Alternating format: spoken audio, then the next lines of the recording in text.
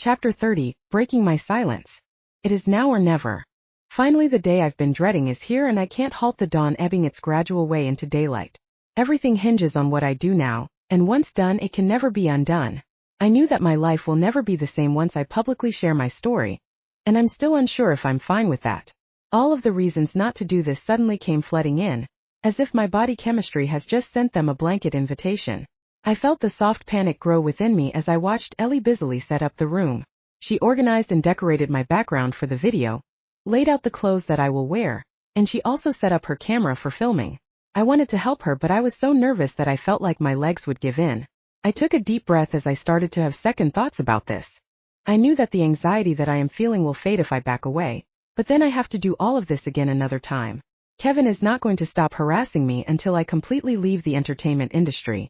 I did not want to let myself be succumbed to this abuse anymore. I want to finally live freely and happily again. Even if I won't be able to pursue my dreams as a celebrity makeup and hair stylist anymore, I knew that it is better to work a minimum wage job, knowing that I have made a difference, than to continue wiping tables and serving snobby customers, knowing that I could have done better. I think I'm almost done, Ellie announced as her eyes were locked on the screen. She was typing something as she tapped her foot against the floor impatiently. I nodded in response as I placed a hand on my chest, feeling my relentless and fast-paced heartbeat pulsating under my fingertips. I knew that this anxiety within me will grow if I let these thoughts swirl into a vortex of stupidity, eating their own tail. Or I can breathe real slow, let the thoughts leak into the ether and be the real boss of me. I am a survivor. Even when I've been nothing but a coward before, I am a survivor. Even when I felt lost and defeated, I am still a survivor. I kept my head down and tried to move on from everything that happened before, and yet he still continued to harass me and ruin the life that I deserved. I inhaled sharply as I clenched my hands into tight fists. I can do this, I muttered to myself as my eyes fell to my hands on my lap. Yes, you can, Ellie exclaimed, making me jump from my seat. My eyes widened in shock when she was standing there in front of me with the clothes that she wanted me to wear for the shoot. It's ready. The next thing I knew, I was already sitting in front of the camera, dressed in the outfit that Ellie has chosen for me. I've been so lost in my thoughts for the evening ahead that I'm surprised to see how far I've come. You can do it, she voiced out as she stood behind the camera. I forced a small smile as she began her countdown. In 3, 2, 1. She mouthed as she did the sign of the numbers with her hands. Action. She gestured to me to start speaking as she started to roll the camera. Hi, I'm Sandra Bailey. I'm here to share my story about Kevin Butler. All of you might know him since he is a famous producer. I began nervously, my lips quivering as I spoke. It's too late to back out now. First of all, let me tell you the reason why I shot this video. I dug my nails into my moist hands, trying to keep myself focused and coherent. The slight pain that I felt from this kept me awake and attentive. It's because I couldn't handle anymore all the emotional abuse and stress brought by Mr. Butler. I continued reluctantly as I looked at Ellie, and she flashed me a thumbs up. Her smile suddenly reassured me to keep going as it gave me a boost of confidence. Yes, I can definitely do this. I reached this point because he has continued to harass girls like me, and I could no longer tolerate it anymore. I know that breaking my silence would entail repercussions that would directly affect me, but it's time that I finally spoke up. I can't let a man like him get away unscathed and untainted. I confidently stared at the camera as these words left my lips. I felt like a woman possessed as the aura around me changed. At that moment I felt like I exuded confidence, power, and strength. No more hiding. Let me start at the beginning. The memories flooded inside my mind like a tsunami, making me flinch at the sudden rush of it all. I exhaled deeply. I met Mr. Butler when I became a hair and makeup stylist in KB Studios. My grin widened as I recalled all the makeup looks I've created, the photo shoots I've participated in, and the people I've met during my time there. My face fell immediately when I suddenly remembered Diane's Twitter post. I guess I was the only one who enjoyed my presence there. Back then he treated me very kindly. He would compliment me from time to time, and he eventually sent flowers to show his interest towards me. I paused and the expression on my face darkened a little. I remember everything like it was just yesterday. It made me believe that his intentions to me were pure. I furrowed my eyebrows in disappointment, shaking my head wistfully at my stupid actions. I couldn't believe that I was so gullible and naive back then that I even ignored all the red flags that he showed me. I really am an idiot. Then one time he went to my apartment drunk. He said that he wanted to be sexually intimate with me. I felt my heart drop to the pit of my stomach as these words left my lips. I pursed my lips into a thin, "I'm already at this point. All right, Sandra, you can do this." I kept chanting these thoughts in my head to convince myself that I'll be able to go through this. I breathed in heavily as I plucked up enough courage to continue my story. Seeing him like this was new to me since he only showed me his good side, and so I quickly declined him and tried to send him home. By now, I can feel my throat drying up as tears started to form in my eyes. I bit my lower lip, struggling to keep everything together. It was during this that he sexually took advantage of me in my very own apartment. As the memories of that day came flooding back in like a dam, I also felt the hot tears drop one by one. I still couldn't get myself to tell this part without crying. As I cried, my bottom lip quivered, the same as a baby that pushed past endurance. My eyes became glacier under the sheen of water, constant, yet allowing the tears to flow without pause. In that moment, in seeing my own reflection through the small lens of the camera, I understood the depth of pain that had been sitting below my skin. It was then I saw through my tears Ellie disappearing to go get something. I took a deep, shaky breath. I have to continue. I tried my best to escape from him. I was able to push him and I ran towards the kitchen to get something to protect myself. I tried to stifle my sobs at first as I desperately attempted to hide my grief, but I was immediately overcome by the wave of emotions that broke me down entirely. All my defenses washed away in those salty tears. When Ellie came back, she handed me a box of tissues. When I turned my face to look at her, her eyes widened at the expression I had on my face. I was a picture of grief, shame, and devastation.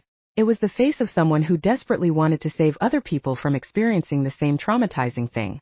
I let out a breath I didn't know I was holding as I gently dabbed the tissue on my face to wipe my tears.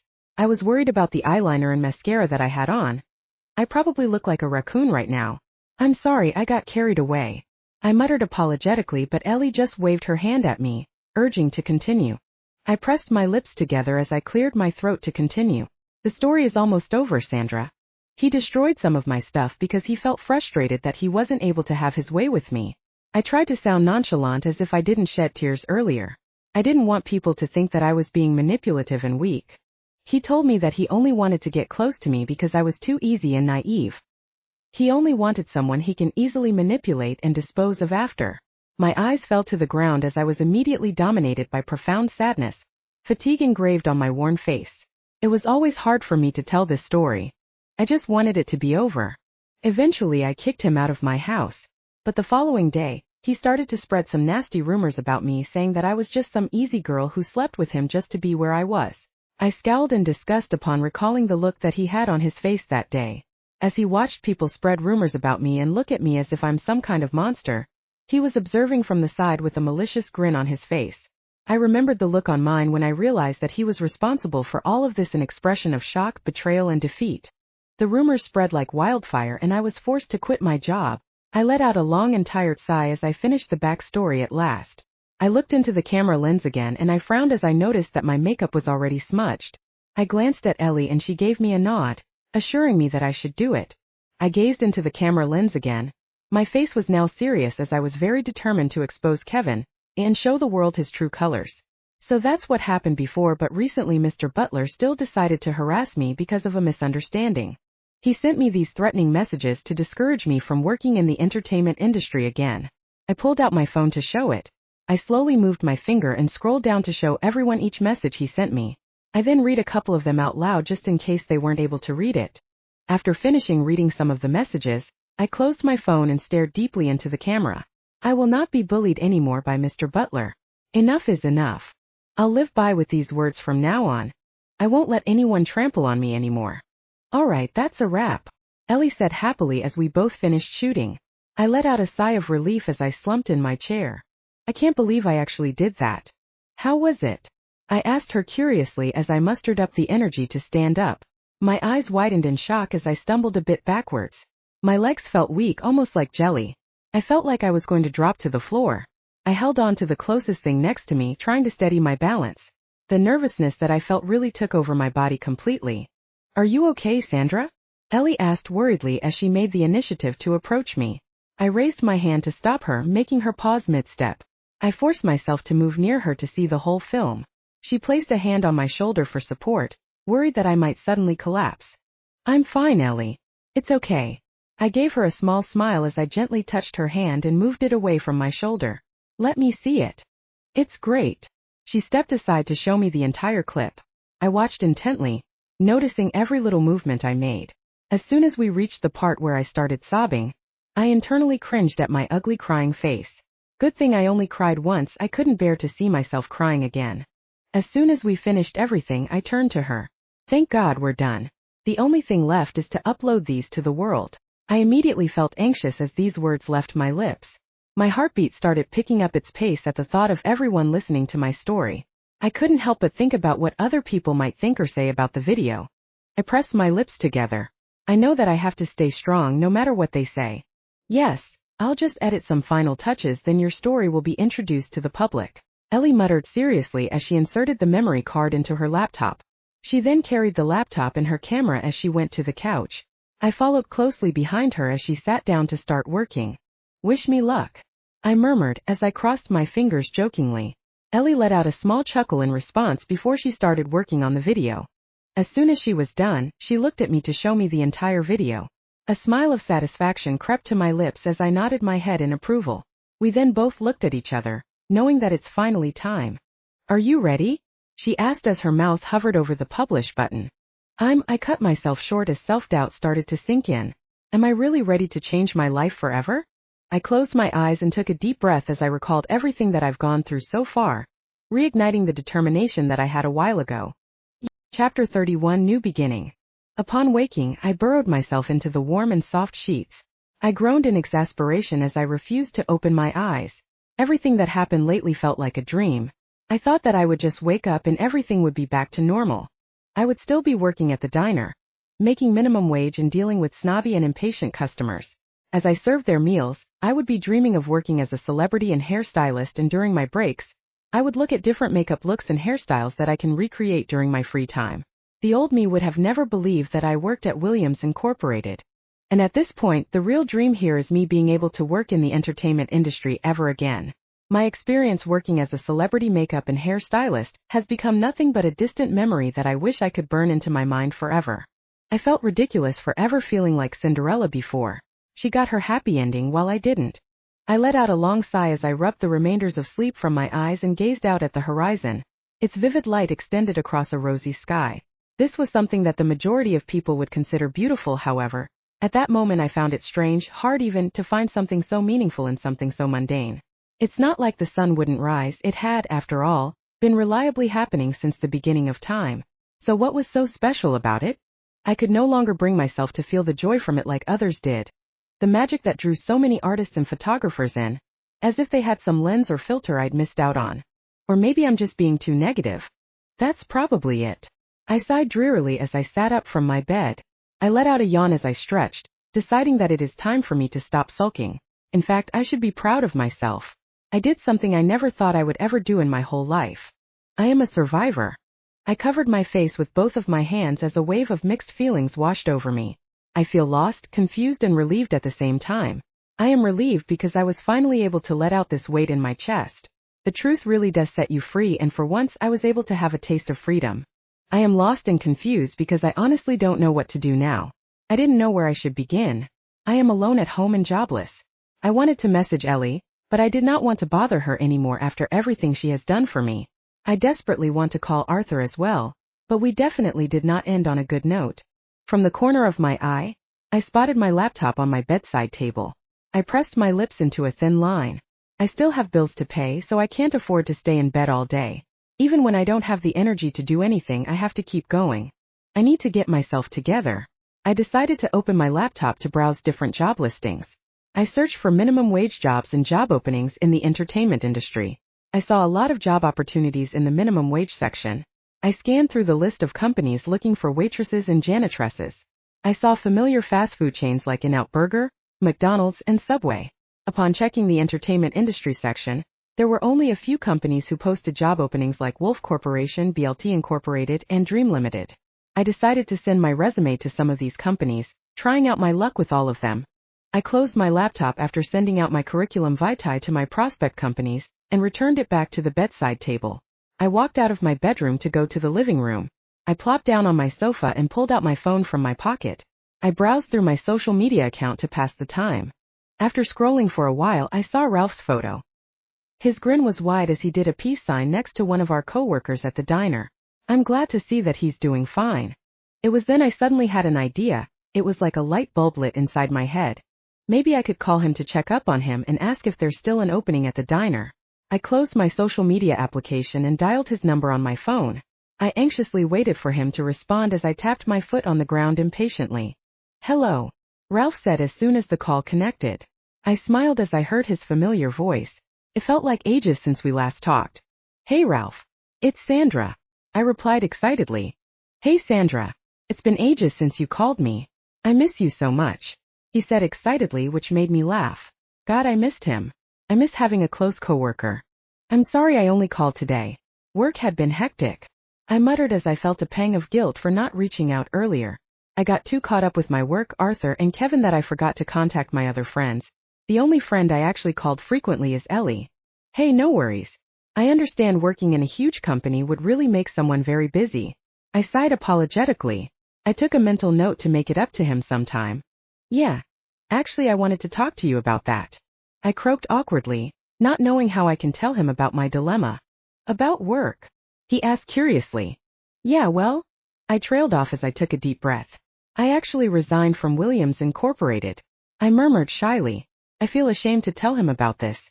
He might have thought I was an idiot for resigning from one of the biggest companies in town. He gasped in surprise. What? Why? His voice was laced with disbelief and shock. It's a long story.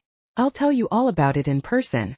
I told him dismissively, desperately trying to change the subject. All right, so what do you want to talk about? I let out a sigh of relief as he didn't attempt to pry anymore. It was only then that it dawned on me that I might have interrupted his working hours. Are you working right now? I asked cautiously, berating myself for not having thought about this in the first place. Actually, I'm on my break, that's why we can talk. He answered casually. Oh, okay, that's good to hear. Can you do me a favor? I crossed my fingers, hoping that he could help me. Sure, what is it? He asked nonchalantly. All right, here goes nothing. Can you talk to Kyle and tell him to take me back? I'm looking for jobs right now and I thought about coming back. I requested pleadingly. Kyle is the owner of the diner. He's nice and all, but he's strict most of the time. He has a soft spot for Ralph though because he reminds him of his brother. Back when I worked at the diner, all of us would use that to our advantage. If that's okay with you. I added immediately. Sure, no problem. I'll talk to him after my shift ends. My heart leaped with joy as I smiled triumphantly. Thank God for Ralph. I couldn't hide the happiness from my voice. Thank you so much, Ralph. I owe you one. No worries. By the way, I need to go now. I gotta get back to work. Bye. He said hurriedly as I heard someone call for him in the background. All right, bye. Let's hang out soon, okay? He added before abruptly ending the call. Relief consumed me as I let my back fall onto the couch with a thud and stretched my legs. At least that problem is solved. I stared at the ceiling blankly as I started to think about Arthur. I wonder how he is doing now. I miss him badly. Did he already forget about me? Or is he also missing me? My heart dropped to the pit of my stomach as I recalled our last conversation with each other. Things would be better if it stayed this way anyway. My thoughts were cut short when I heard my phone ping to signify a new message. I lazily reached out to grab my phone. I narrowed my eyes, adjusting to the brightness of my phone to see that it's a text from Ellie. I sat up to read her message well. From Ellie. Hey Sandra, check this out now. She texted me again soon after, this time with a link. I click on it immediately, thinking that this is what she wanted me to check out as soon as possible, and it redirected me to a news article. I gasped as I read the title. I placed a hand over my mouth in disbelief as I scrolled through it. My breathing became rapid and shallow as my eyes widened when I saw the images that were attached to the article. It was as if each word impacted me and had knocked every wisp of air from my lungs. I sat there struggling to inhale, to exhale, or to do anything for that matter. My hands started sweating and my heartbeat spiked up as I read each word. I was paralyzed in shock. For a moment I couldn't remember how to speak or even breathe properly. I was totally stunned as the words on the article bounced around inside my skull. My eyes and mouth were frozen wide open in an expression of stunned surprise as I finished reading it. As I slowly closed my phone, I just sat there in shock. Maybe shock is an understatement to describe what I'm feeling right now. The news has totally left me flabbergasted. I just couldn't believe what I saw. Chapter 32, In the Public Eye. This can't be real. My brain stutters for a moment as my eyes take in more light than I expected. Every part of me goes on pause while my thoughts catch up. My body was frozen from shock as if my legs were tied to the chair. My body was so rigid and tense that I didn't even realize that I was already holding my breath. I squeezed my sweaty palms tightly as I stared at the news article before me. I shook my head, refusing to believe what I'm seeing. I didn't expect it to reach this point. Kevin Butler under fire for an alleged sexual harassment case. According to a video circulating online, it was revealed that Kevin Butler, famous celebrity, harassed a previous employee at KB Studios. The woman claimed that Mr. Butler sexually assaulted her and damaged her property. A lot of netizens expressed their disappointment in Mr. Butler. However, there are also people who question the intention of the woman in the video. We have yet to hear news from Mr. Butler's agency. What do you think about this video? Tell us in the comment section below.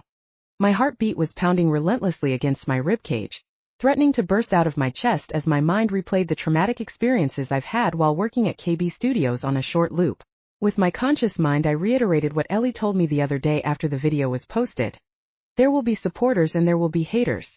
I have to stand my ground and remain firm no matter what they say.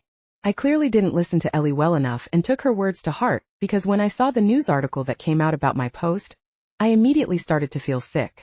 My eyes scanned the article multiple times, almost memorizing every word.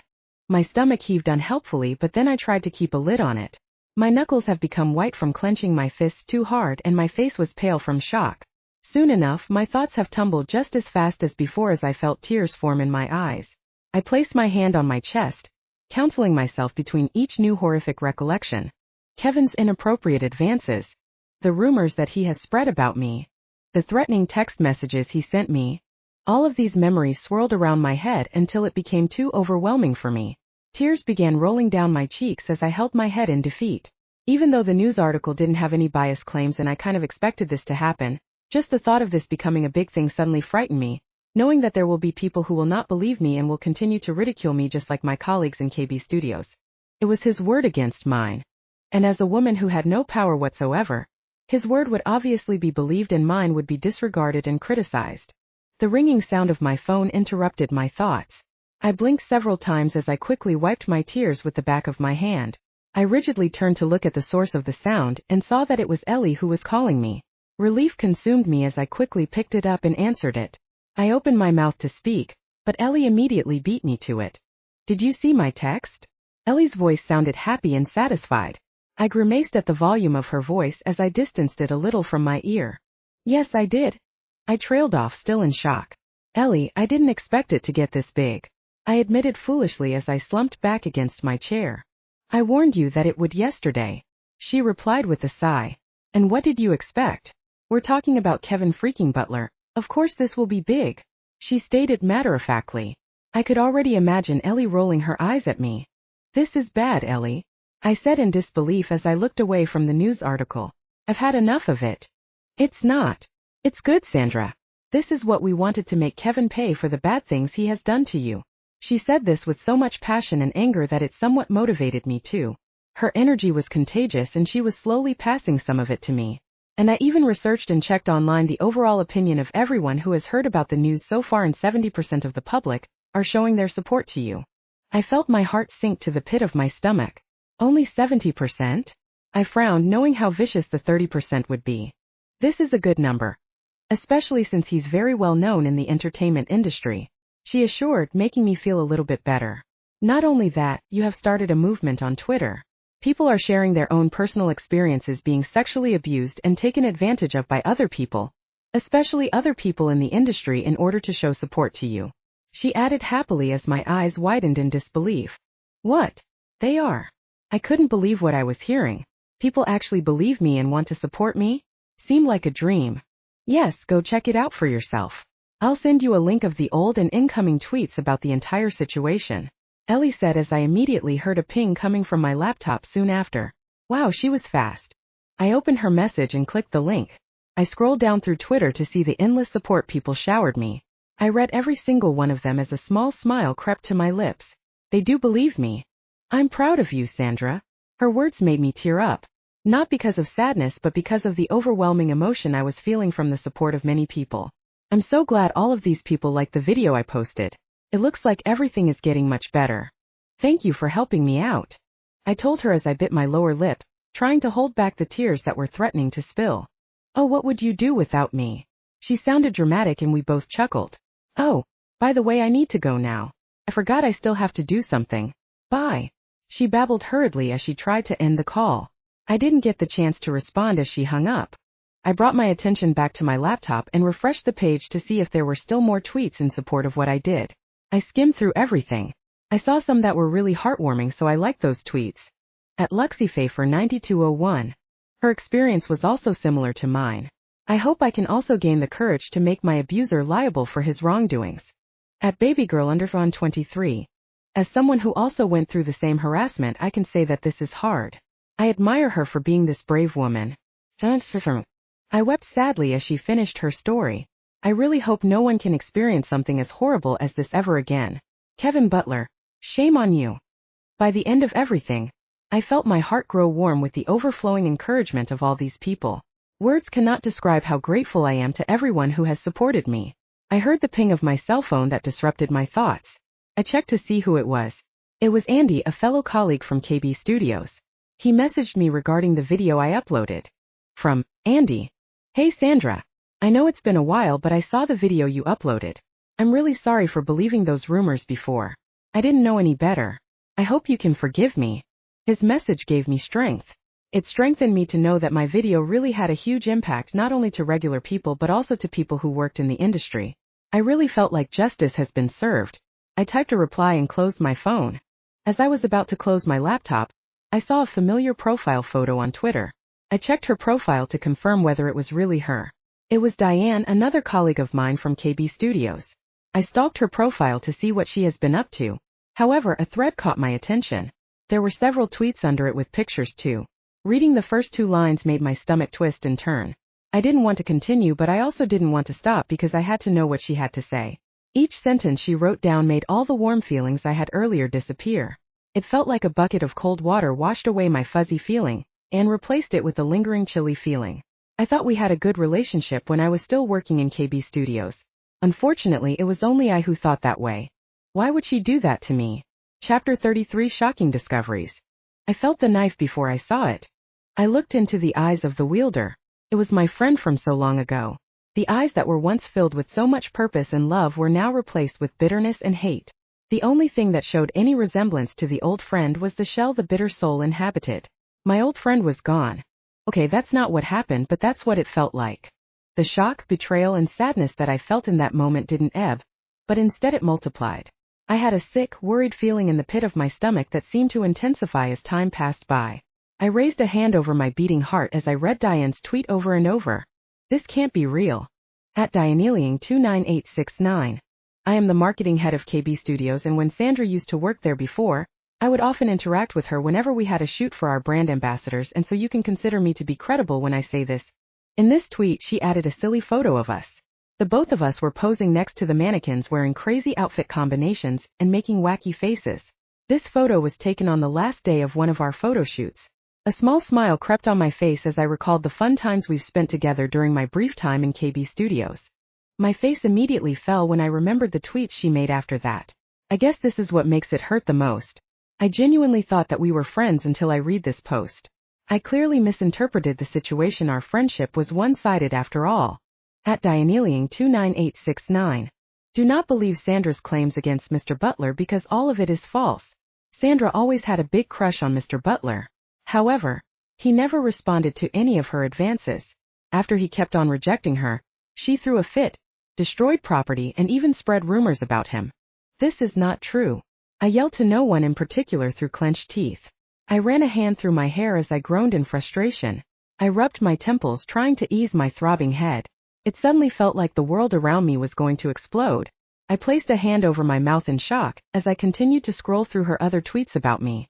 She continued to call me a narcissist, a liar, whore, and slut. She started to spread fake rumors about my past relationships, and even the male friends I've had when I worked in KB Studios. Every word stung, only fueling the fire that burned inside of me. Every violated phrase was like gasoline to it. My fists began to clench and my jaw rooted. She was one of the people that I have confided in when everything went down between Kevin and I. I thought I could trust her. Key word here is thought. I was clearly wrong. Burning rage hissed through my body like deathly poison, screeching a demanded release in the form of unwanted violence. It was like a volcano erupting, fury sweeping off me like ferocious waves. The wrath consumed me, engulfing my moralities and destroying the boundaries of loyalty. I couldn't believe she would say this about me, knowing how really Kevin is behind the scenes. I clicked the reply button and started typing my reply. I felt like a woman possessed as I did. The tweet ended up to be a length paragraph with a curse word thrown in here and there. I let out the breath I didn't as I slumped back on my chair and read the paragraph that I wrote. My eyes widened in surprise when I saw how poorly written it was and how desperate I sounded to defend myself. Every sentence was filled with panic and even anger. I shook my head as I immediately deleted everything I wrote. I need Ellie. I closed my laptop in anger and grabbed my phone to call her. I tapped my foot as I waited for her to answer my call. Hell, I cut her off immediately. Come over, we have a situation. She must have been surprised at my sudden outburst as I heard her gasp on the other line. What happened? I can definitely hear the panic in her voice. You know what, just tell me when I get there, I'll be there in 5. She added as she abruptly ended the call. Well, that was quick. I paced anxiously around my apartment. I felt like a lion in its cage that desperately wanted to escape. I tried to calm down by focusing on my breathing. Breathe in, breathe out. How could she say all those things against me? Her words really struck a nerve in me. It kept repeating in my head like a broken vinyl record. I felt so foolish to tell her things she didn't deserve to know. My thoughts were interrupted when I heard a loud banging on the door. Sandra, it's Ellie. Open up, she shouted as she knocked hard. I instantly rushed to open the door for her. Careful, it feels like you're trying to destroy my door. I joked as I stepped aside for her to enter.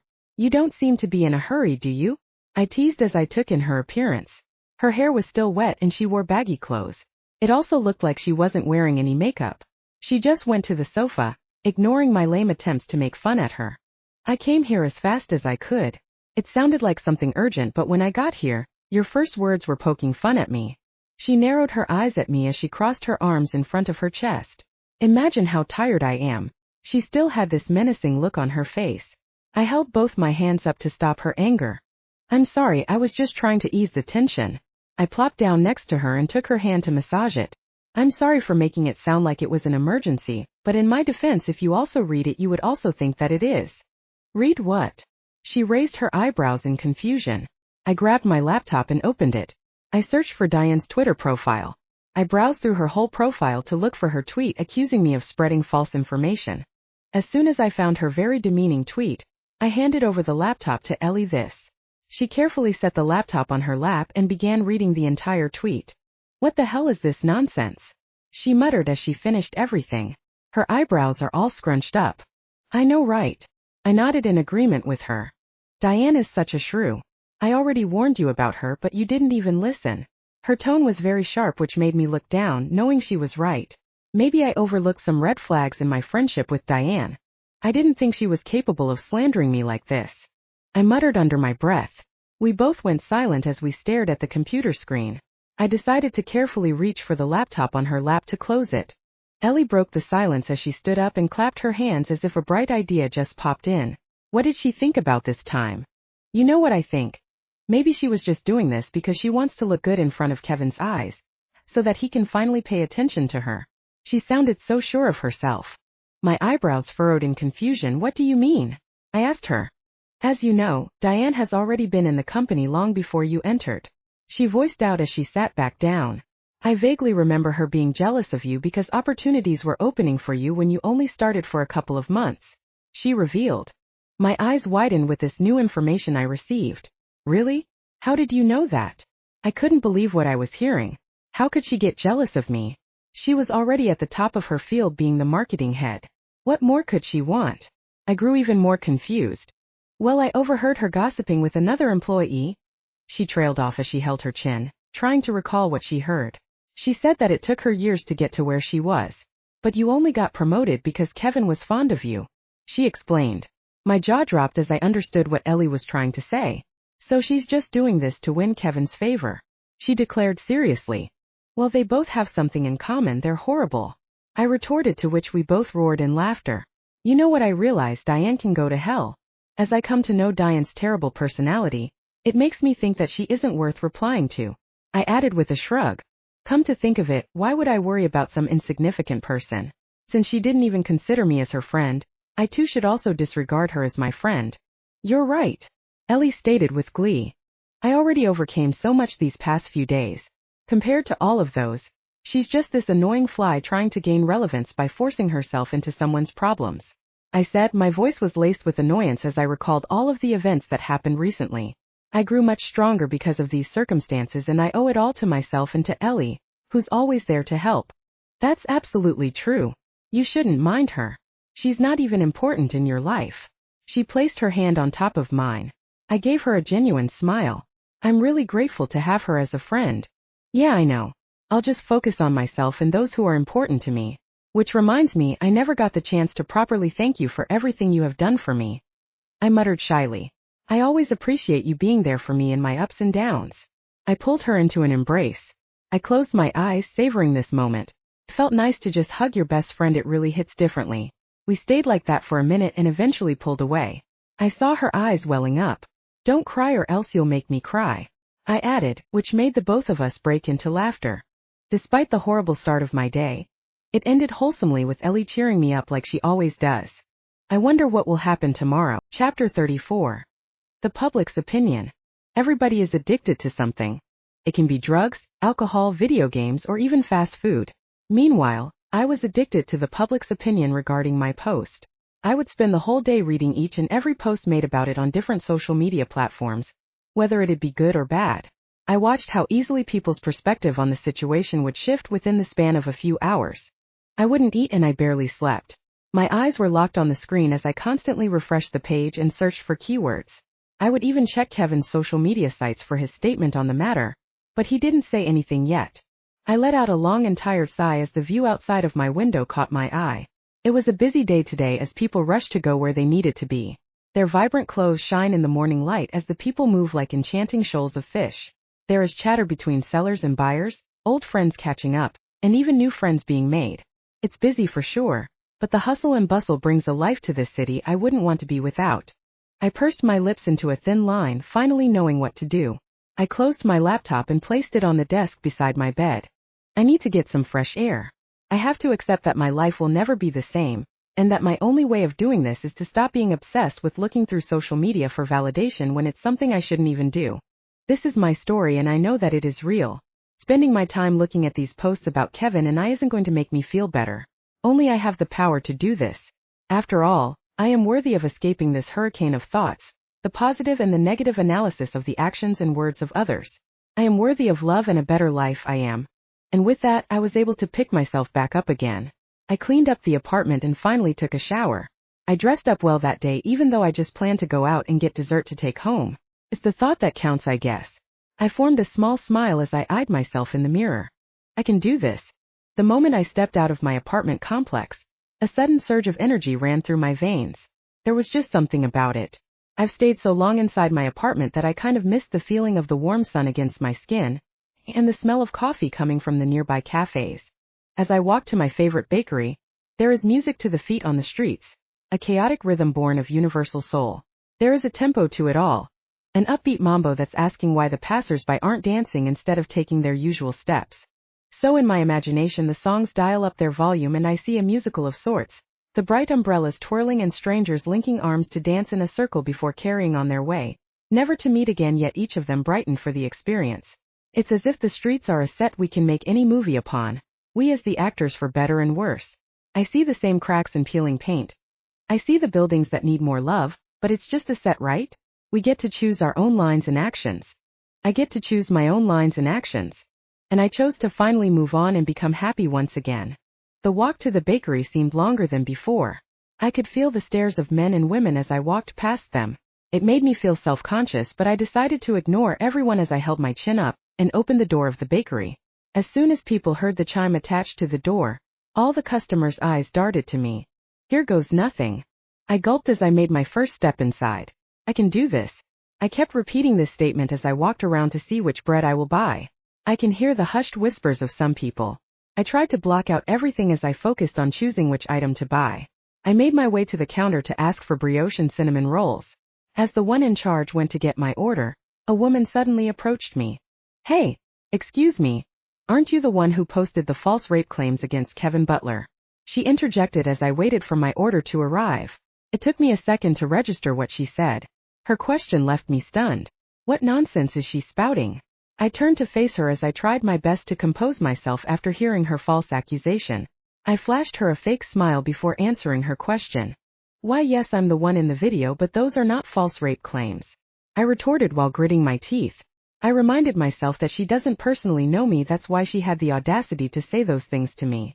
Well, I saw one post that says that you're only using Kevin for clout, she stated confidently, making sure others heard what she said. I furrowed my eyebrows at her. This is why people don't report. It's people like you who doubt victim stories and side with the abuser that makes us afraid to come out with our own experiences. I snapped at her.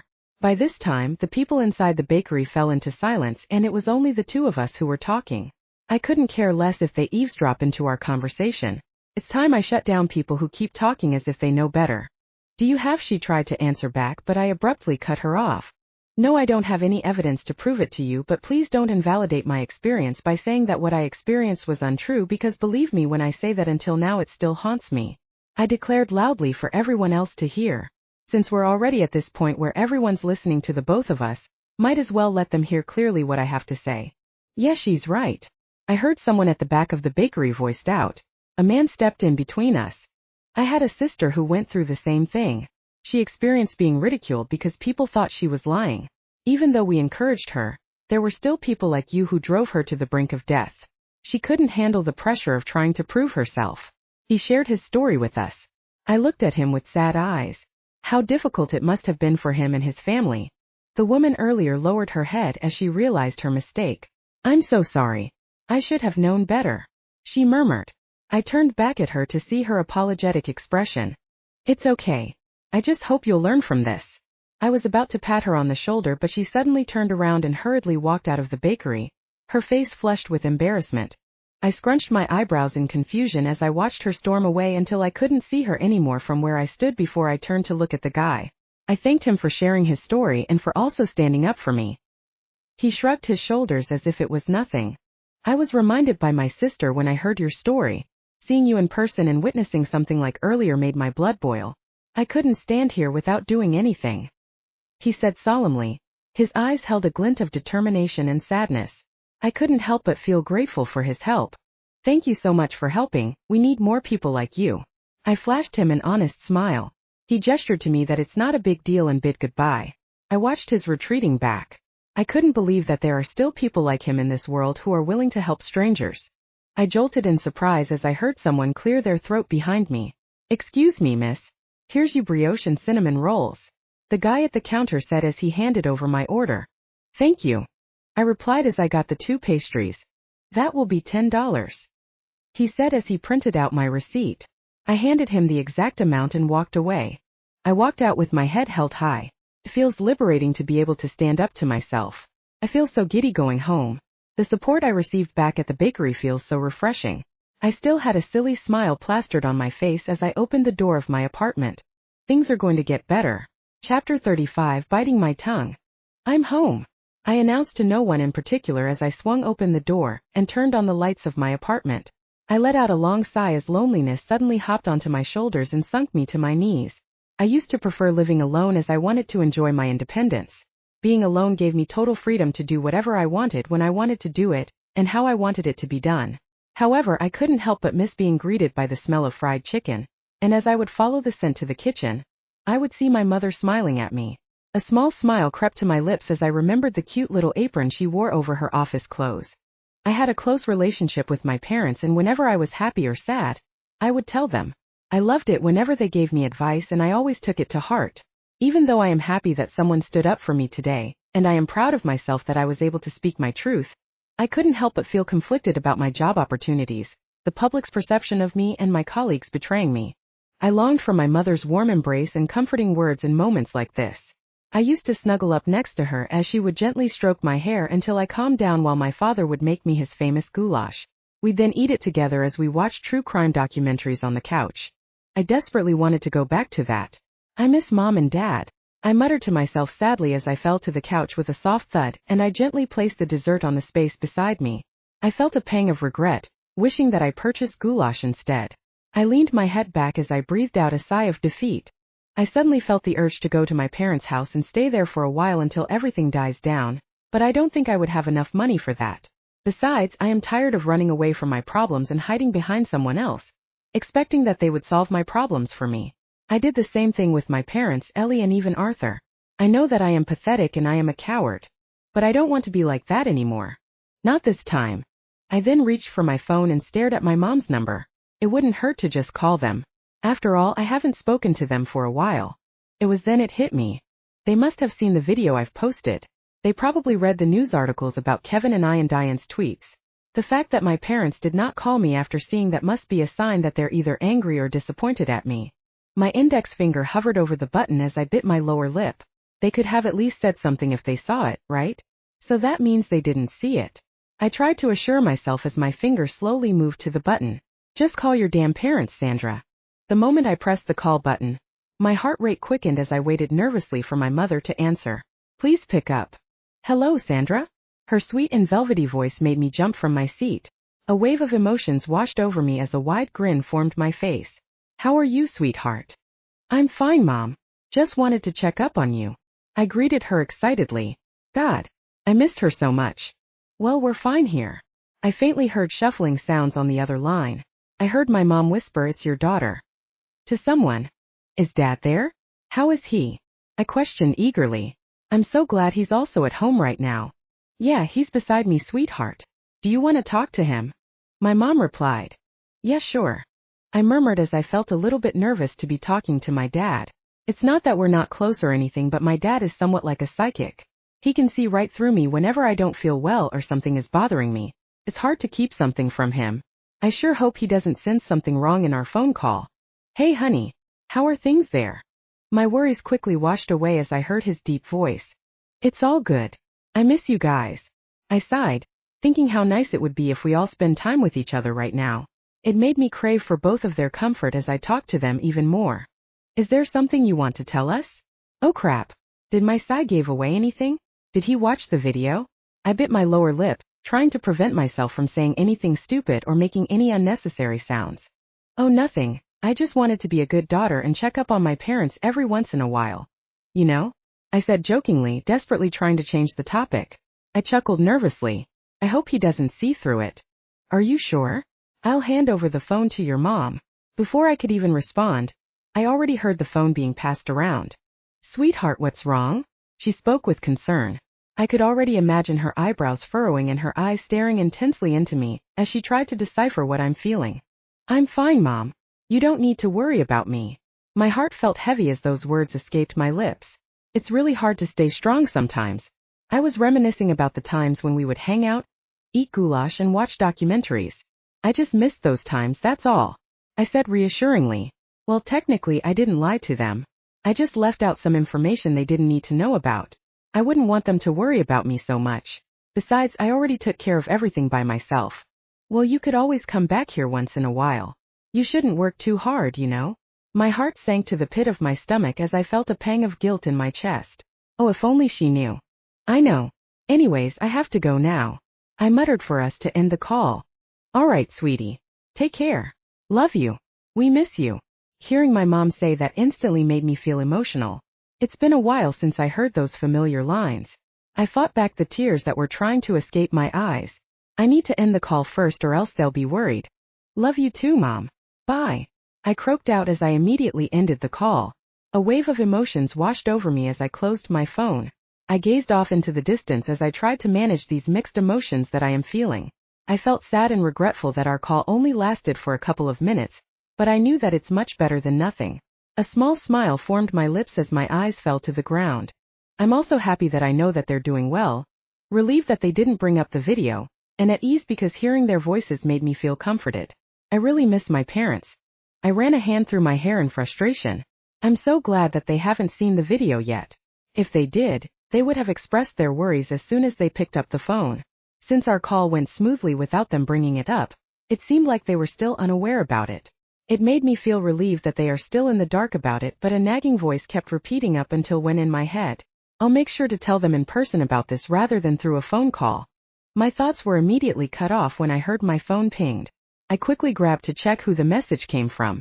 My eyes widened as I realized the identity of the sender. My heartbeat quickened as I opened his message. I never would have thought that he would message me again. From Arthur. Hi Sandra. I hope you're doing well. I just wanted to let you know that I saw the video you posted a couple of days ago. I admire your courage to share to the world your dark experience. I'm so proud of you. I placed my hand on my mouth as I finished reading everything. Wow, this night keeps getting better and better.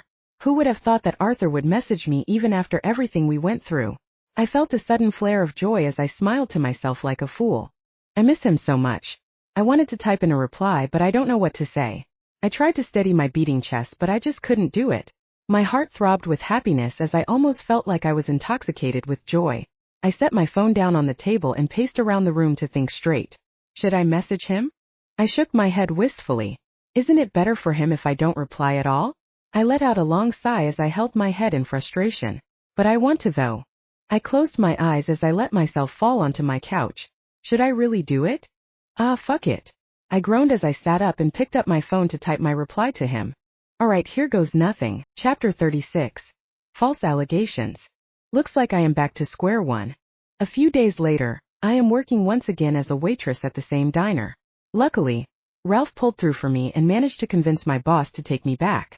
Even though I am miserable, I am somewhat relieved that I don't have to worry about being able to pay my bills anymore. I let out a long and tired sigh as I leaned my back against the counter and looked around at the busy tables. As always, the restaurant was full of life. An old couple was eating side by side, one glass of iced tea each, studiously bent over their meals. A group of young women in their 20s collapsing with helpless giggles as a stern woman dining alone nearby looked on and frowned. Businessmen in their gray suits jokingly toasted with their cups of coffee, while tourists were struggling to decipher the menu. The noise level was high too. The room was filled with different people all talking at once in boisterous laughter. However, it didn't bother me. I was already used to it. Excuse me, miss. One of the customers tried to call my attention as she raised her hand and waved at me. I nodded, acknowledging her as I quickly brought out my small notepad and approached her. She was a middle-aged woman that seemed to be dining with her teenage daughter. A grin crept to my lips as I suddenly recalled the conversation that I had with my parents the other day. Yes, ma'am. I asked politely as I pulled out my ballpen from my pocket, ready to write her orders. She gave me a small smile before she started pointing out certain food from the menu. I quickly listed them all down and read it back to her to double-check. Is that all, miss? She looked through the menu one last time before she looked up at me. Yee, she was suddenly cut short by her daughter. Oh my God, Mom! She exclaimed as her hand flew to her mouth in shock. Her eyes grew wide as she continued to scan the message that was on her phone. Her mother and I looked at her in confusion. What's wrong, dear? Her mother asked worriedly as she tilted her head to the side in confusion. I stood there awkwardly, not knowing if I should leave yet or not. The mother hasn't given me the signal yet, and she didn't finish what she was saying a while ago. Kevin Butler finally released a statement. She responded excitedly as my heart skipped a beat. What did he say? I squeezed the ballpen tightly as my hand started to moist. I licked my lips nervously as I fought the urge to pull out my phone right now. He said. She cut herself short when she noticed me. Her jaw dropped to the floor as she eyed me from top to bottom. She pressed her lips together as she looked at her mother. Her eyes were laced with panic as she tried to communicate with her using her eyes. I swallowed the lump of my throat as I took a step back. Well, if that is all, then I should go now, I said sheepishly as I did a small and courteous bow. The mother then glanced at me, flashing a small but thankful smile before turning her attention back to her daughter. As I turned around, I heard the young girl talk again, making me stop mid-step. Mom, that was Sandra, the one who made the post about Kevin. My heart skipped a beat as panic settled in. I must read his statement now. I immediately went to the kitchen to place their orders. As soon as one of the cooks acknowledged their meals, I hurriedly went to the storage room to check his statement. I pulled out my phone and searched for his statement. I clicked a news article to reveal what he had to say. Breaking. Kevin Butler addresses the allegations. A couple of days ago, a video circulated online regarding Kevin Butler's alleged sexual harassment on one of the previous employees of KB Studios. Netizens expressed various sentiments on the said topic. Just a few minutes ago, we got a statement from Kevin Butler himself as he denied these rumors. I would like to express my sincerest apologies to my fans who were deeply hurt by the content of the video. I am here to clarify everything. Yes, I was involved with Miss Sandra Bailey for a brief moment when she was still working at KB Studios. However, the things she said in the video were all untrue. I don't know her true intentions as to why she would do that in the first place. It may have been a way to get back at me. Also, the text messages she showed did not come from me. It's possible that those are photoshopped. Once again, I'm sorry for causing trouble to my supporters and to the public. What can you say about this? Tell us in the comments below. I can feel the rage inside of me boil as I finished reading the last sentence.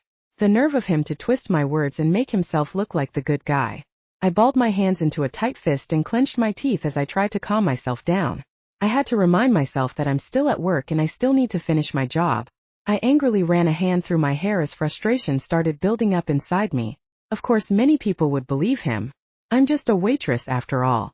It was then my thoughts were interrupted by the door suddenly opening. My eyes widened in shock as the person who opened the door and I made eye contact. He tilted his head in confusion. "Hey Sandra. Didn't know you were here," Ralph said as he eyed me in the storage room, probably trying to figure out why I was here in the first place. "I was just checking something in my phone," I said sheepishly as I held my phone up to show him. The phone screen was facing me so he wouldn't see the article that I was reading. His eyebrows furrowed at me in concern. "Are you okay? Your face looks flushed," he asked with a hint of worry in his eyes. My hands immediately went up to my warm cheeks. "Yeah, I'm fine. It's just so hot in here." A lie easily escaped my lips. I guess lying is definitely one thing I'm good at now. I started fanning myself and wiping my forehead with the back of my hand to make it seem believable. He nodded slowly, probably not believing me, but he just let it slide. "I never got the proper chance to thank you for helping me get back here," I added with a small yet genuine smile, trying to divert the topic. Good thing he didn't bother to probe more. "Oh, no worries. It wasn't even that hard," he said nonchalantly with a shrug. "Anything for you," he said playfully, making me chuckle. "So how have you been?" I questioned curiously, which made his face lit up with excitement. "You're not gonna believe what happened last night." His eyes sparked with glee as he thought about something. What could it be? What happened? I raised my eyebrows in anticipation. "Well, I've got a date tomorrow," he said in a hushed yet excited tone. My heart leaped with joy as I held his hands and jumped up and down excitedly. "Who is the lucky girl?" I beamed with glee as I watched happiness glow inside him at the thought of it.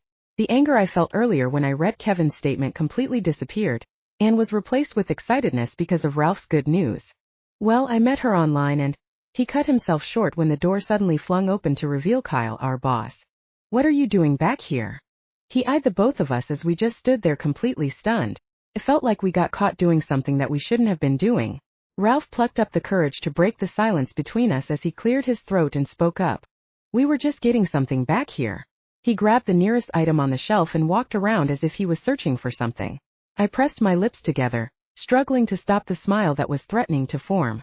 Why is he so good at this? "Sandra, get back out there. There are customers waiting for you," he ordered firmly before he got out and slammed the door, my hair slightly moving away from my face due to the force. I let out a long and tired sigh as I hunched my body in defeat and walked towards the door. Before opening the handle, I turned to look back at Ralph and we both chuckled softly as our eyes connected. Here we go again. Chapter 37. With a push of a button. I've always wondered why cleaning was so therapeutic for me. For that brief moment, my mind is captivated by the clean and smooth surface of the table. I've always seen cleaning as a form of ritual, or repetitive behavior that's repeated and predictable. This is my break from constantly worrying about what will come next. My mind is empty but fully alert, aware, and not distracted by any mental chatter. Instead of replaying memories and dwelling on negative thoughts in my mind, I am finally in the moment. I only get to experience this sense of inner peace when the diner is finally closed for customers. I am free from snobby and demanding customers, sloppy leftovers and mouth-watering food that I can't even taste. Kyle left early today because he had to attend his daughter's recital, and left Ralph as expected in charge. Ralph was busy cleaning the kitchen along with our other co-workers while I was tasked to mop the floors and wipe the tables in preparation for tomorrow's customers. I let out a long sigh as I squeezed the dirty rag, releasing the dark and murky water. I grimaced in disgust before I returned it back to where I got it. "Are you done?" Ralph asked from the other side of the room, making me turn to look at him. He was wiping his hands on the apron of his uniform. I shook my head. "Not yet, I still have to mop the floors," I said tiredly as I flashed him a close-lipped smile. "Want some help?" he asked nonchalantly as he took off his hat that came with our uniform and his hairnet. I'm done anyway with the kitchen. I waved my hands in front of me, rejecting his offer. I can do this on my own, I said as I quickly grabbed the mop and hugged the handle close to my chest, showing that it's only for me. I would like it though if you kept me company, I added playfully. He let out a soft chuckle as he plopped down on one of the seats. Okay then. My grin widened as I continued to get to work. I was focused once again on mopping the floor. My mind was blank as I watched the floor shine wherever I went. I was at peace again. I needed this kind of predictability in my life. Life has been so troublesome lately ever since I started working at Williams Incorporated. I let out a soft groan. I don't need to think about that for now. My grip tightened on the mop's handle as I remembered the lies Kevin said in his statement. How dare he do this? My knuckles went white from clenching my fist too hard as I gritted my teeth in an attempt to remain silent. It was always like this, despite having proof of him sending me threatening messages. My attempts of being heard are still disregarded and my story is still considered to be impossible to verify, as it is with the vast majority of sexual assault allegations. It is nearly always a case of he said, she said, and it disgusts me, knowing that the he is always believed. Our society has always been biased towards believing that men can never lie, leaving women like me feeling the same thing, hopeless, lost, and defeated. I bit my lower lip as my face started to become warm and red with suppressed rage. It is not fair that men like him can just get away with doing such disgusting and heinous acts, while women are condemned for allowing ourselves to become a victim. This is why women don't bother to report, and this is why women continue to be afraid of men like him until the point that we have to be equipped with pepper sprays and small knives whenever we walk at night. It's unfair. And the sad thing is, I don't know how to make it fair. I've tried to stay strong and continued to hold my head up high even when some people didn't believe me, but how can I ever do that now when it's his word over mine, and obviously, his word would be considered the more valid one. Sandra, are you okay? Ralph's voice snapped me out of my thoughts. His hand was on my shoulder while his other hand was handing me a tissue. I scowled in confusion. Why is he giving me tissue? I gingerly touched my face, feeling that my cheeks were wet from my tears. I couldn't believe that I was crying. I quickly wiped my face with the back of my hand and gave him a small smile. I knew that I should stay strong, even when it feels like it's a losing battle. That's the only way that I would make it out of this war between us alive. I'm fine. It's nothing, I said assuringly. Are you sure? He asked worriedly as he pulled me gently, forcing me to take a seat. Rest for a bit. With a sigh, I succumbed to his wishes and sat down in front of him. I'm fine, I swear, I said casually as I flashed him a big yet forced smile. You're not telling me something. Ralph folded his arms in front of his chest as he leaned his back against the seat. I arched my eyebrow at him in confusion as he stared at me expectantly for an answer. Sandra, I know. My eyes widened at his words. I know how fast things circulate on the internet, but I still can't get myself to get accustomed to people close to me seeing the video. I let out a long sigh. I'm sorry for not telling you about it beforehand, I muttered apologetically as I stared at him. His eyes became sad as we looked at each other. It's just, I wanted to explain myself, but he cut me off. It's fine, you don't need to apologize. I understand how hard it must have been for you, he said reassuringly. I'm always here if you need anything. He reached for my hand and squeezed it. His gesture made me smile. Thank you, Ralph. Actually, I'm not sad about it anymore. I was just angry at Kevin's statement. I replied to clarify that I was fine with talking about my experience. Yeah, I also saw that, he uttered bitterly as his eyebrows furrowed in disgust. I'm actually scared to check what people have to say about it. I know they'll side with him. A rush of anxiousness filled my stomach as I thought about the hate comments I'll get. Ralph's eyebrows shot up in confusion as these words left my lips. I just tilted my head at his befuddled expression. It's actually not what you think, he explained. As a matter of fact, a lot of people sided with you, he added. Really? How is that possible? I looked at him questioningly. He gestured to me to check my phone. I hurriedly pulled out my phone and searched for the article with Kevin's statement. I scrolled down quickly to the comments section. My heartbeat quickened in anticipation. Ralph moved next to me to also take a peek at the comments. I gasped and my hand went up to my mouth as I read the first few comments. I went down further to read more. My eyes were welling up as I couldn't believe the amount of encouragement people wrote in the comments section. See, I told you, Ralph muttered beside me. I looked at him with a silly smile plastered on my face. It felt great to be able to receive a huge amount of support from the public. I couldn't contain the happiness I was feeling inside me that I hugged him excitedly. I was just not expecting this kind of reaction from everyone. I voiced out as he embraced me back. If you didn't tell me about this, I wouldn't have it in me to read this. I added as I pulled away. Oh, it's nothing. He waved his hand dismissively, gesturing that it wasn't a big deal. I'm really thankful for all the things you've done for me, Ralph. I appreciate them all. I beamed to him with undisguised admiration as I smiled at him, to which he also returned. No worries, I'm glad I could help. He retorted with a shrug. I owe you a meal to compensate for everything you've done, I said jokingly, making the both of us laugh. That reminds me, I still need to tell him about what happened with Arthur. I suddenly remembered the phone call where I asked Ralph to convince Kyle to take me back. Crap. I almost forgot about that. Speaking of owing you something, I still have to tell you about why I quit Williams Incorporated. I began hesitantly. His eyes widened as he realized what I was talking about. Oh yeah, you didn't tell me what happened yet, he responded. With a sigh, I began telling him the whole story. I dared not to leave any single detail out. From the night I met Arthur as Sandy and the moment I met him as Sandra to the last time we spoke in person and the text he sent me, I recalled everything like it was just yesterday. After I was done, I felt my heart ache as I missed him so much. I wish I could just muster up the courage to call him and tell him that I miss him. You should talk to him, Ralph urged persistently. His eyes held a glint of excitement as he leaned in anticipation. I bit my lower lip, hesitant of doing this. I felt nervous just thinking about calling him, let alone talking to him. I don't think I can, I murmured as I shook my head wistfully. Besides, what should I say to him? I gazed at him, trying to look for the answers in his face. Just be yourself, you'll figure it out. I let out a loud groan as these words left his lips. I think it's a bad idea to be myself. But then again, I reminded myself that from now on I will not hide who I am anymore. I let out a sigh of defeat as I took his advice.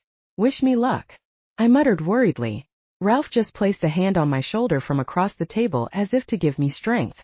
I pulled out my phone and searched for his number. My heart rate quickened as my thumb hovered over Arthur's number. Just do it, Sandra, I mumbled to myself in frustration. I inhaled sharply and pressed the call button. I instantly felt anxious as soon as I heard the ringing on the other line. My hands began to moist as I felt my heart pounding inside my chest. As soon as the call connected, all the butterflies in my stomach went wild and my heart skipped a beat as I heard his familiar voice. Hello, Sandra. Chapter 38. Reignite the spark. I miss you. My brain stuttered for a moment as every part of me went on pause while my thoughts struggled to catch up. Did I really just say that? I glanced at Ralph to see that his mouth was frozen wide open in an expression of stunned surprise. My eyes widened in shock when realization finally settled in. My hand immediately flew to my mouth, making a loud slapping sound. I flinched as I felt a pang of pain on my face, but I kept my hand there in an attempt to prevent myself from saying other stupid things. Panic started to consume me when I noticed that Arthur hadn't said anything back. I could already imagine his face right now. It was probably one of awkwardness, not even hurrying to save my feelings, to fill the void with a non-committal statement of appreciation. The silence hung in the air like the suspended moment before a falling glass shatters on the ground. I expected him to say something, anything for that matter, or hang up, but he did none of those things. He just stayed silent. I couldn't even hear any movement at all. I moved my phone away from my face to check if he's still there. My eyebrows furrowed in confusion when he still is. Ralph arched an eyebrow at me. What's happening? He mouthed. I shrugged in response as I placed the phone next to my ear again. Hello. Silence. The silence between us was so intense that I couldn't even cut a knife through it. It was almost like poison to me, for in that void of sound the shallowness of our conversation was laid bare. What used to be a silly and flirtatious banter and comedic moments was utterly vapid. Arthur. Hello, sorry, what did you say again? Arthur asked. His voice was laced with confusion. I couldn't hear you properly. The audio was really choppy. I pursed my lips into a thin line. Should I really say it again? The hand that was on my mouth slowly fell from my face and onto my lap. I miss you, I said, more confidently this time. I looked at Ralph to see him flash me a thumbs up. I gave him a small smile. And I just wanted to know how you are. Sorry, it's still really choppy, he retorted, making me scowl at the phone. How could his signal be so terrible? I don't think I'll be able to say it again. I let out a long sigh of exasperation. Maybe it's a sign. It's better that he didn't hear what I said. I hated how I gave in so easily, just after I said before that it would be better to just leave him alone. I'm sorry, but dial. I was about to hang up until I heard Arthur's voice, making me stop mid-action. I was just kidding. He let out a hearty laugh, making me frown in annoyance. Ralph tilted his head to the side in confusion. I'll tell you later. I'm out. He nodded in response before he pulled out his phone to leave me and Arthur to talk. I miss you too, Sandra. My heart leaped with joy as a smile crept to my lips. I couldn't believe my ears. I couldn't function properly as overwhelming happiness surged into my veins. Thank God. I didn't make a fool out of myself. Speaking of which, I wanted to get back at him for his little teasing earlier. I didn't speak for a couple of seconds, stifling the laugh that wanted to come out of me. I waited for him to speak up, but instead he just cleared his throat. I'm sorry, what was that again? I tried to make it seem like the line was unstable. He roared with laughter at my lame attempt of getting back at him. It took him a while to compose himself. When he did, he spoke with a hint of playfulness in his voice. You want to get even? He said teasingly. God, I missed him so much. Yes. I deadpanned, making it seem like I was mad at him. He let out a soft chuckle. Well, how about a date at our usual coffee shop? I'll let you get your revenge from there. My eyes widened at his sudden invitation. Is that a date? The butterflies in my stomach were going wild at the thought of it being a date. I trailed off. Of course I wanted to go, I just wanted to poke fun at him for his little stunt earlier. Oh come on, Sandra. Can you even resist a date with a handsome guy like me? He uttered arrogantly, to which I laughed loudly. Oh, he's good. It felt like he could see right through my acts. All right. Since you said it's a date, I replied smugly. I heard some shuffling of papers in the background. I furrowed my eyebrows in confusion as to what he might be doing. Maybe he's still working. How about maybe an hour from now? He said abruptly as the rustling of papers stopped. 9 is a good time since I'm almost done cleaning the diner. I let out a sigh of relief, happy to know that I still have time to retouch my makeup and mentally prepare myself. Sounds good. I answered a bit too excitedly, which made Arthur chuckle lightly. My face grew red realizing my actions as I hit my forehead with the palm of my hand. Maybe I sounded too eager to meet him. I should have sounded more neutral. My thoughts were immediately cut off when he spoke. Sandra, I need to go now. I need to finish this quickly so I'll arrive on time for our date. He muttered as he sounded very preoccupied. I pursed my lips into a thin line as I slumped on my chair in defeat. Too bad we couldn't talk on the phone longer. Oh, okay, see you then. Bye. I said cheerfully before he ended the call. I couldn't help but smile to myself like a fool as I still felt high on happiness despite the call ending. I tapped Ralph's shoulder to signify that I was already through with my phone call. He glanced up from his phone. It looks like it went well. He voiced out cheekily as he closed his phone. My hands immediately flew up to my face. Is my face red? How come? I asked him as I cupped my face. Your aura completely changed from earlier. He pointed out, making my face heat up. Now I can definitely feel my face reddening from embarrassment. Well, you're right. It went well. I told him, recalling our conversation prior to this. I proceeded to tell him what we talked about. So that's everything. I finished the story, feeling hopeful for our date. Well, what are you waiting for? I'll finish this up. You go home and prepare for your date. He said as he pulled me up from my seat. Are you sure? I don't want to burden you. I asked him, unsure if this is a good idea. He already did so much for me. Yeah, of course. He said coolly with a shrug. If you're uncomfortable, then maybe you can cover up for me next time I have a date. He winked at me, which made us both laugh. Okay, deal. I nodded in agreement. I glanced at our wall clock. It's only 7:30 p.m., so I still have time to change into something more suitable for a date. I hurriedly went out and bid Ralph goodbye. As I arrived home, I bolted quickly to my bedroom to look for a nice outfit. I decided to wear a navy blue blouse and pants. I only retouched my makeup so I can save more time. After being satisfied with myself, I hastily hurried out. The ride to the cafe got me feeling anxious. My palms became sweaty as I thought about meeting him. I tried to clear my thoughts and calm myself. I can do this. As I arrived at the cafe, I breathed in a large gush of air. I opened the door and saw his familiar figure seated near the counter. Our eyes met and he flashed me his handsome smile. I felt my legs wobble as I made my way to him. Hi. I timidly greeted him as I sat down on the chair opposite him. How are you?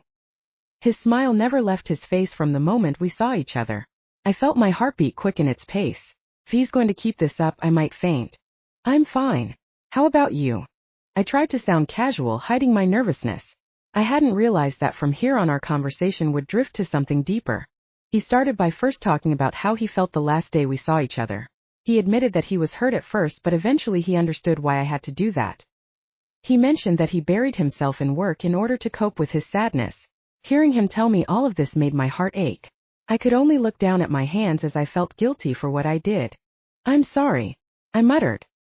He reached out his hand to lift my face to look at him. He gave me a grateful smile. "You know, I waited for the time you'll call me, or even text me. When you released the video, I was so shocked.